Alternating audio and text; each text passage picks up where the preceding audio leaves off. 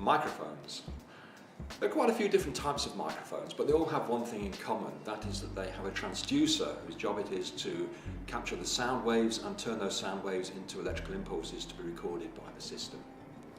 One of the most popular type of microphones is the dynamic microphone, such as the Shure SM58.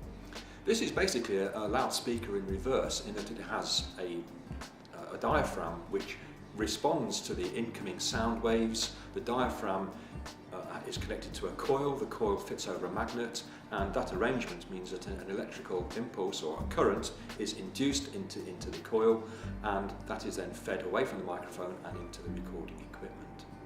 A slightly different type of microphone is the condenser microphone.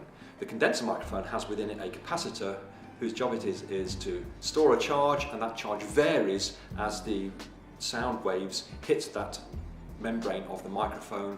A voltage is developed across that capacitor, and the resulting current varies in sympathy with the sound propagation waves that have hit the membrane of that microphone. These microphones are slightly delicate, and so therefore they have a particular place in recording. They're very good for vocals, warm vocals, but some vocalists prefer the dynamic microphone that I talked about first.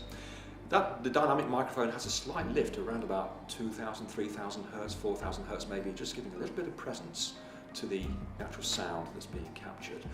And also the dynamic microphone, there is a certain amount of inertia on the diaphragm, and so it also makes it very good for the very percussive sort of effects that would not be quite so well attuned for the condenser microphone. Different microphone types have different polar patterns. That is the response these microphones have to the sound and its relationship to where the microphone is at the moment. A lot of microphones have an increased response to the area directly in front of them and less of a response to the areas at the side and particularly at the back. These are called cardioid microphones because the pickup pattern is sort of heart-shaped. It increases as you go in front of the microphone. So this of course is very useful for capturing sounds where you want to concentrate the directivity of the microphone to what is exactly in front of the microphone. There are omnidirectional microphones which pick up sound from all around them, top, bottom, sideways, front and back and everything. And of course these microphones would be very useful where you want to pick up the total ambience of a room where the event is that you want to record.